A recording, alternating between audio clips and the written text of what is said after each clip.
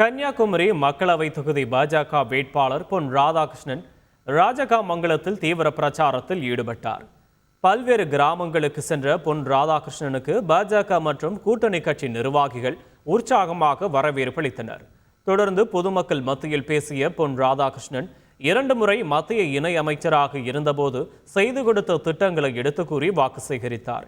குமரியில் உள்ள 20 லட்சம் மக்களுக்கு துணையாக நிற்பதாக கூறிய அவர் குமரி மாவட்டத்தை வளர்ச்சியில் முதலிடம் கொண்டு வருவதாக உறுதியளித்தார்.